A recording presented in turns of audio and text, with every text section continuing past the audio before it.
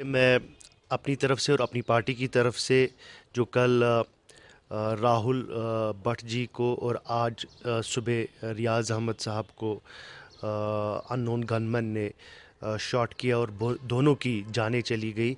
मैं कंडेम करता हूं इस इंसिडेंट को और अपनी पार्टी की तरफ से, और दूसरा उनके घर वाले लवाहकीन के साथ हमदर्दी कर सकता हूं, क्योंकि यही अब हम कर सकते हैं और हमारे पास कोई और दूसरा रास्ता है नहीं।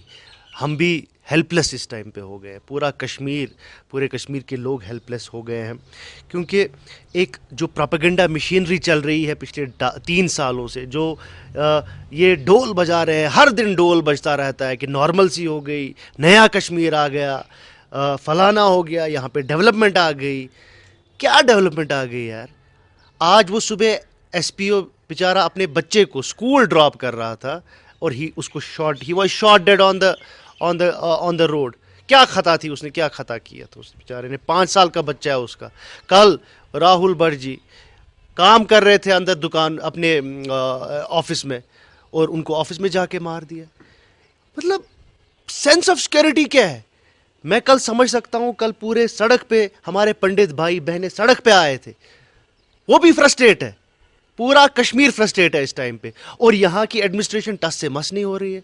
बस उनको एक ही काम करना है, उनको बस मोदी को दिखाना है कि यहाँ पर हम कितने अच्छे काम कर रहे हैं।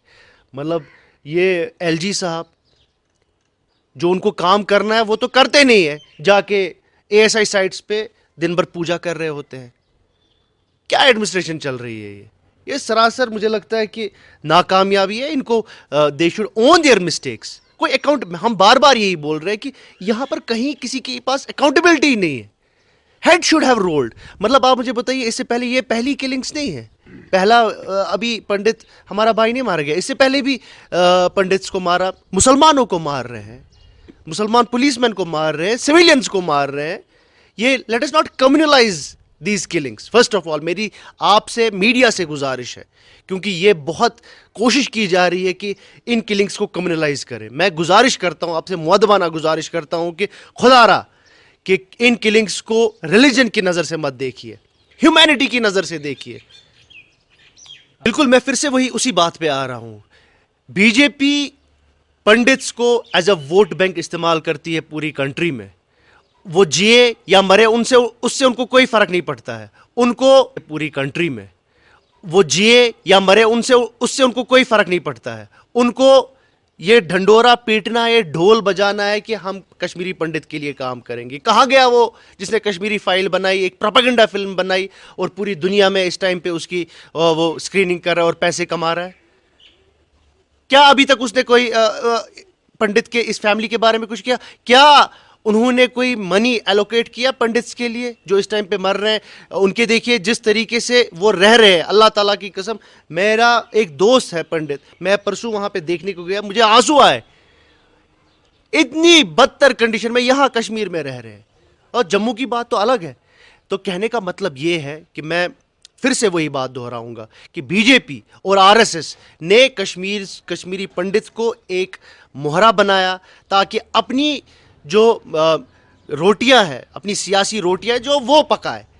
बाकी अब आप देखिए, यहां पर सेंस ऑफ सिक्योरिटी ही नहीं है। मैं समझ सकता हूं, और मुझे अंदेशा है कि ये किलिंग से फिर से यहां से माइग्रेशन ना हो। बहुत ही अंदेशा लग रहा है। मैं चाहता हूं कि ऐसा ना हो, लेकिन आप कैसे उनको रोकेंगे when you are not providing them any kind of security?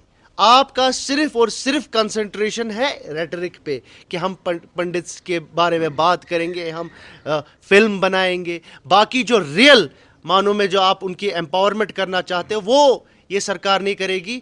ये सिक्योरिटी प्रोवाइड नहीं करेगी। ये तो कश्मीरी मुसलमानों को सिक्योरिटी नहीं प्रोवाइड कर रहे हैं, ये तो पुलिस जो उनके साथ काम करे उनकी सिक्योरिटी प्रोवाइड नहीं कर रहे हैं। मैं फिर से वही बोल रहा हूं, ये मस्त है इस पावर में, अनअकाउंटेबल पावर जो इनको मिला है, और जो इनको गवर्नमेंट ऑफ इंडिया ने भी एक खुली छूट दे दी है, उसमें ये मस्त है।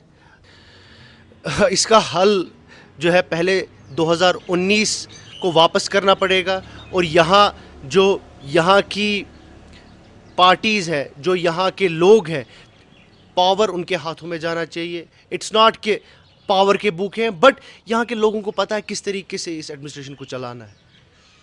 और दूसरी बात कि कश्मीर को, गवर्नमेंट ऑफ इंडिया को, JNK को जो prism of security, law and order से देखते हैं, वो देखना बंद करना पड़ेगा। आपको ये मानना पड़ेगा कि एक कॉन्फ्लिक्ट है, इसको आपको एड्रेस करना है, इस इशू को एड्रेस करना है। जब तक आप इस इशू को एड्रेस नहीं करेंगे, ये किलिंग्स जो है, ये अननोन गनमैन या जो भी आप इसको बोले, ये चलती रहेंगी। ये पॉलिटिकल इशू है, इसको पॉलिटिकली हैंडल करना पड़ेगा। और ये गुजारिश है मुझे वक्त की सरकार से।